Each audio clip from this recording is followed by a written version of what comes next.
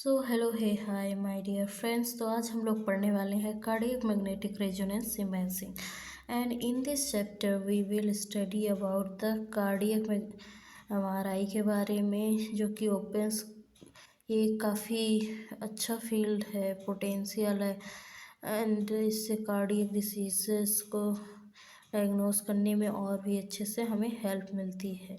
तो हम लोग देख लेते हैं इसमें जो टेक्निक्स और इमेजिंग प्लेन्स वगैरह सब यूज होते हैं।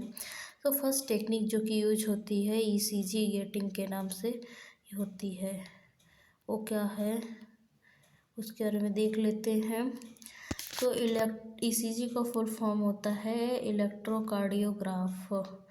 सो इलेक्ट्रोकार्डियोग्राफ या ईसीजी या ईकेजी भी बोलते हैं। Getting is essential for the motion free images of the heart and ये किस वजह से करते हैं? मोशन फ्री इमेजिंग, जिससे को मिल सके। Images are required in particular phase of the cardiac cycle in every cardiac cycle to avoid image blur and cardiac motion artifacts, and the phase of cardiac cycle during which images are acquired is decided by the ECG gating।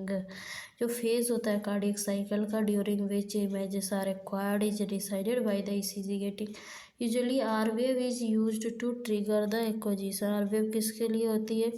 Trigger करने के लिए acquisition after some trigger delay such that data is acquired in the diastolic phase, and peripheral pulse also can be used for gating but it is less effective than ECG gating, लेकिन ये less effective होती है than the ECG gating. So only ECG gating हम लोग किस लिए करते हैं? मोशन फ्री इमेजेस के लिए। इमेजेस एक्वायर्ड होती है in a particular phase of cardiac cycle in every cardiac cycle to avoid image blur and cardiac motion artifacts. Phase जो कार्डियक साइकिल का होता है during which images are acquired decided by the ECG gating की वजह से, and usually R wave जो use होती है ट्रिगर करने के लिए acquisition after some trigger delay such that data is acquired in the diastolic phase में करते हैं data acquire, and peripheral pulse also can be used for the gating but it is less effective than the ECG gating से ये less effective है क्या? Peripheral pulse. And imaging sequence, इसमें कौन से इमेजिंग सीक्वेंसेज यूज होते हैं for the cardiac MRI के लिए? Broadly divided into dark blood and bright blood techniques, and here you guys can see the diagram of ECG gating, and in this PQRS ये R wave and यहाँ पे TD यानी कि trigger delay होगा are में, Q and are से S के बीच में। फिर इसके बाद ये जो आर से TD डिले जो हो रहा है ये हो रहा है आर से टी के बीच में, एंड फिर इसके बाद डेटा एक्विजिशन जो होता है वो टी से पी के बीच होता है। ठीक है, इस तरीके से होता है। And dark blood technique, so dark blood technique क्या है? These are spin echo sequences. ये स्पिन इको सीक्वेंसेस होते हैं दैट शो करते हैं flowing blood as flow void, and these sequences include करते हैं ब्रेथ होल्ड या फिर टर्बो और fast spin echo, single shot fast spin echo and double inversion recovery fast spin echo, double inversion fast spin echo sequences को। So ये dark blood जो technique होती है ये स्पिन इको सीक्वेंसेस की टेक्निक होती है, शो करती है फ्लोइंग ब्लड को एज फ्लो वाइड, एंड ये सीक्वेंस इंक्लूड करती है ब्रेथ होल्ड टर्बो और फास्ट स्पिन इको को, single shot FSC and double inversion recovery fast spin echo, double inversion fast spin echo sequences को, and bright blood techniques. So these are gradient echo sequences that show the blood bright. GRE sequences used for cardiac MRI include spoiled GRE like turbo flash SBGR T1 FFE and balanced SSFE, true Fishman Fiesta balanced TFE sequences।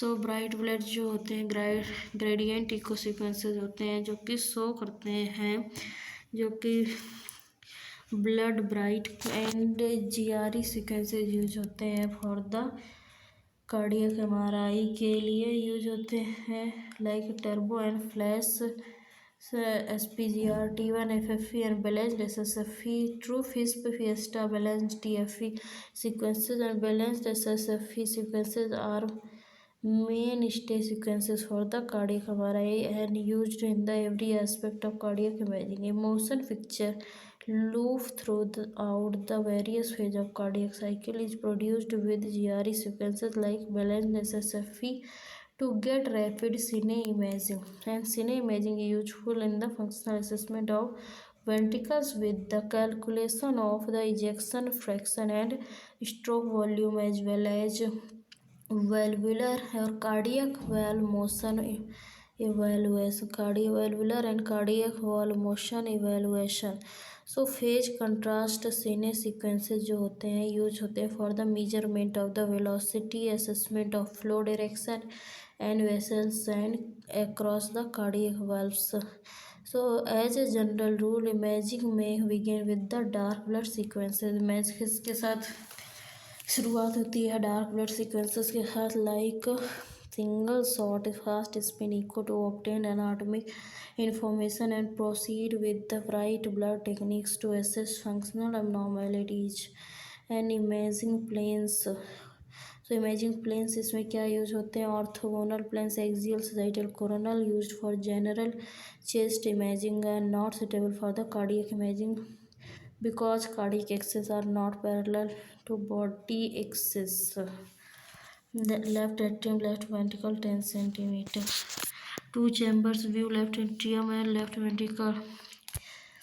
And imaging start with the routine coronal sagittal axial sections and localizes scout images. Further imaging in the plane suitable for the cardiac study is planned on these images as follows. Vertical long axis two chamber view. This is prescribed from an axial image that shows largest oblique diameter of the left ventricle. Vertical axis long axis plane होता है two chamber view ये prescribe होता है for an axial image के लिए जो कि show करता है largest oblique diameter of the left ventricle and the two chambers seen on this view are left atrium and left ventricle. It is useful for the assessing left heart structure and mitral valve. ये किस चीज़ के लिए helpful होता है left heart structures and mitral valves के लिए. And horizontal long axis four chamber views ये plan this is planned on the two chamber view bye drawing a line passing through left atrium mitral valve and left ventricle and all four chambers mitral valve and tricuspid valve जो होते हैं can be assessed together in this view. So GRE images can be obtained in this plane to assess mitral, tricuspid and aortic valve. इन्हें GRE जो images होती हैं obtained हो जाती हैं in this plane assess करने के लिए mitral, tricuspid and aortic valve function and RV and left ventricle valve motion को. And short axis plane क्या होता है मल्टीपल क्रॉस सेक्शन जो होते हैं ऑब्टेन्ड होते हैं in the perpendicular to left ventricle long axis to seen as a two chamber view and these sections are taken from the base to apex of heart. And cine GRE images are allow करती हैं visualisation of quantification of systolic myocardial wall thickening. And images in this plane are used for the calculating ventricular volume, mass ejection and fraction by the post processing. तो जो short axis वाली planes होती हैं उसमें क्या होता है multiple cross section से ऑब्टेन किए जाते हैं perpendicular to the left ventricle. Long axis seen किया जाता है on two chamber view. These sections are taken from the base to apex of the heart and cine GRE images allow करती हैं visualization of the quantification of systolic myocardial wall thickening and images in this plane are used for the calculating ventricular volume and mass ejection fraction by post processing. And here you guys can see the image four chambers right atrium ventricle left ventricle left atrium mitral valve पाया जाता है left ventricle और left atrium के बीच में, tricuspid right atrium and right ventricle के बीच में पाया जाता है। एंड ये है यहाँ के 4 चैम्बर्स एंड इसमें देख सकते हैं ARH right ventricle and left ventricle and short axis view. So 5 chamber view क्या होता है? This view is obtained parallel to the line passing through the left ventricle apex and aortic outflow tract and coronal images. Apart from all 4 chambers, this view can also show aortic root, 5th chamber. This plane demonstrates both mitral and aortic valves. RVOT plane passing through the right ventricle outflow tract.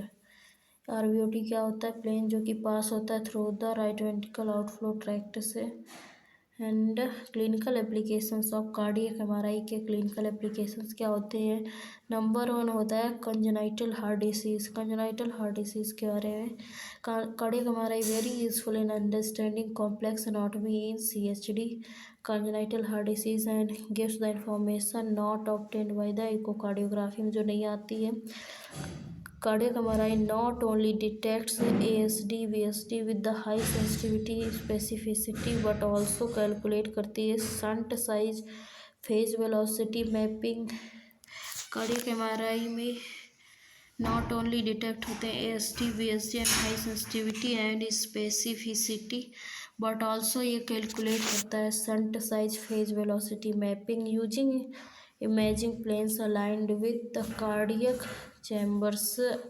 Chamber anatomic details.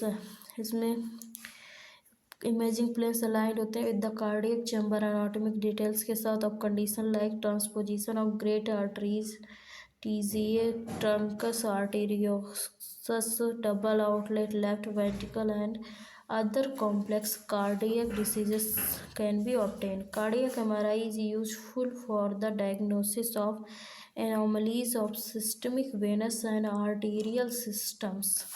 So survival improved हुआ है with the availability of various treatment options for congenital heart diseases such as cardiac MRI play करती very important role in evaluating complex surgical shunts and baffles with their size as well as function. The need for the sedation and anesthesia in most children is a major limitation of cardiac MRI. Cardiac MRI में बच्चों में sedation या anaesthesia देना पड़ता है और ये एक लिमिटेशन है of the cardiac MRI।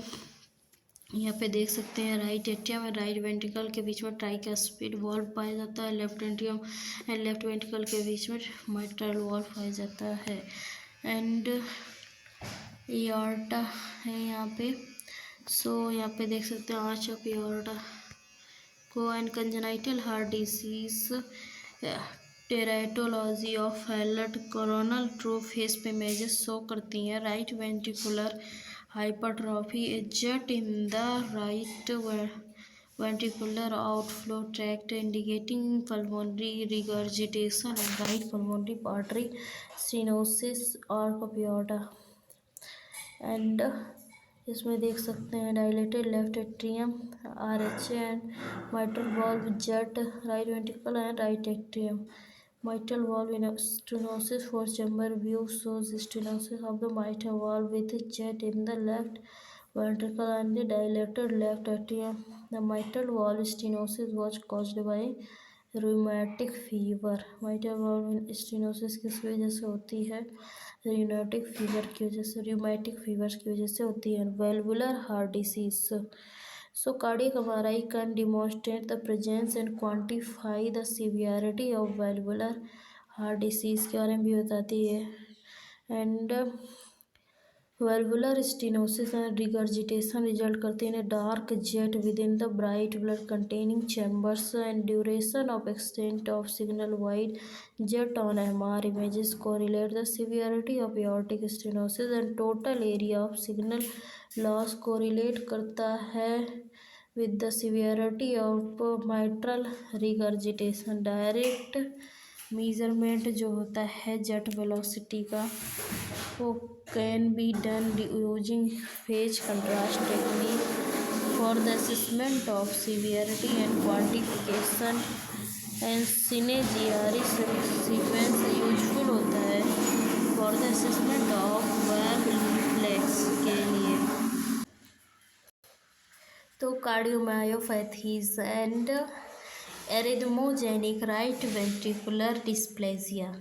Cardiomyopathy में ARVD होता है, इसका फुल फॉर्म क्या है? Arrhythmogenic right ventricular dysplasia is characterized by fatty or fibrous infiltration with the thinning and thickening of the right ventricle free wall associated with the wall motion abnormality. These changes are responsible for ventricular arrhythmias and are one of the cause of sudden cardiac death. ये responsible होते हैं for the ventricular arrhythmias के and one of the cause होते हैं sudden cardiac death के भी in the young patients. MRI with the ability to MRI जो होती है जिसमें कि एबिलिटी होती है to give excellent soft tissue contrast is the modality of choice for diagnosis of ARVD। तो इसमें एमआरआई जो होती है वो excellent soft tissue contrast provide करती है एंड इसमें ये एक तरीके से मोडेलिटी ऑफ चॉइस होती है ARVD के लिए, एरिथमोजेनिक राइट वेंट्रिकुलर डिस्प्लेसिया के लिए। सो एंड जो इसमें फैट होता है इन the right ventricular free wall is identified on T1 weighted images and other findings including thinning of the wall, enlargement and dilation of right ventricular areas of dyskinesia, focal bulging of free wall during systole, decreased ejection fraction and impaired ventricular filling during the diastole। सो इसकी क्या होती हैं other finding जो कि include करती हैं thinning of the wall, enlargement and dilatation of right ventricular areas of dyskinesia, focal bulging of free wall during systole and decreased ejection fraction and impaired ventricular filling during the diastole। Okay so यहाँ पे दे सकते हैं ARVD arrhythmogenic right ventricular dysplasia short axis T1 weighted image show कर रही है linear high intensity fat in the right ventricular wall and hypertrophic cardiomyopathy. The diagnosis is usually made by echocardiography। Hypertrophy जो होती है cardiac myopathy इसकी diagnosis में बनाई जाती है इको के द्वारा एंड कार्डियक हमारा यूजफुल होती है in the diagnosis of variant confined apex and assessment of right ventricular involvement। So CineGRE sequence demonstrate करता है degree and extent of left ventricular hypertrophy। So degree of is associated to the जो degree होती है associated with the left ventricular outflow के साथ, वो tract के साथ, ऑब्स्ट्रक्शन के साथ and mitral regurgitation can also be assessed by the cardiac MRI के द्वारा इसको असेस किया जा सकता है। So restrictive cardiomyopathy versus constrictive pericarditis. Restrictive cardiomyopathy versus constrictive pericarditis. This is a clinical dilemma as both conditions have the same. ये जो restrictive cardiomyopathy versus constrictive pericarditis है ये clinical dilemma as both conditions have the same clinical presentation and differentiation is important because constructive pericarditis can be treated surgically by stripping the pericardium। So cardiac MRI reliably differentiate करती constructive pericarditis from the restrictive cardiomyopathy by the presence of pericardial thickness more than 4 millimeters। Okay, and इसमें जो dark signals void can be also suggestive of calcification in pericardium. Dark signal जो void आते हैं वो calcification का suggestive हो सकते हैं in the pericardium. Restrictive cardiomyopathy will have normal pericardium with the thickened ventricular walls. Restrictive cardiomyopathy जो होती है इसमें नॉर्मल पेरिकार्डियम होती है with the thickened ventricular walls. Cardiac MRI also show करते हैं associated complications like mitral regurgitations and other associated findings seen in both conditions include dilated in IVC and SVC, hepatic veins and RA. Inferior vena cava, superior vena cava, hepatic veins and right atrium. Causes of the restrictive cardiomyopathy include करते हैं sarcoidosis, amyloidosis, hemochromatosis, scleroderma and storage disorders and idiopathic causes जो होते हैं constructive pericarditis के include करते हैं infective connective tissue disorders, neoplasm, renal failure and post cardiac surgery and radiotherapy वगैरह। तो इसमें देख सकते हैं आप लोग कार्डियक एमआरआई कंस्ट्रक्टिव पेरिकार्डिटिस में एक्सियल इमेजेस शो कर रही हैं एंड पहली इमेज जो है वो एक्सियल है, सेकेंड इमेज जो है शो कर रही है two chambers view and small show कर रही small ventricular cavities left atrium and left ventricular and dilated inferior vena cava left atrium where the pericardium has was the thickened pericardium thickened है and hemochromatosis myocardial iron deposition। Haemochromatosis क्या होता है? यह होता है myocardial iron deposition in the transfusion dependent conditions like thalassaemia major can be quantified by the T2 star weighted sequences. Cardiac MRI used to monitor these patients and to assess response to chelating agents and ventricular functions. So, cardiac MRI is reported to be more accurate than 2D echocardiography in the functional assessment of the heart.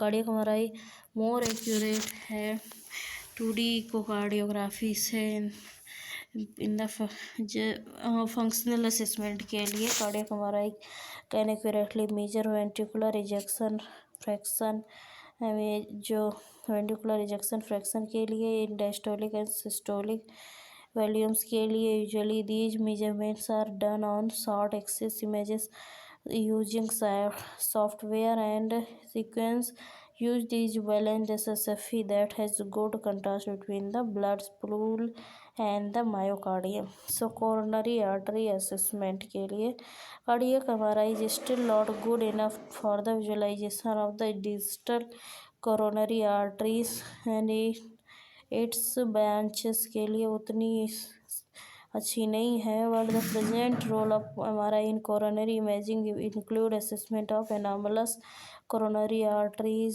aneurysm, bypass, graft patency sequences जो use होते हैं इसके लिए GRE sequence like balanced SSFE with the without contrast injection.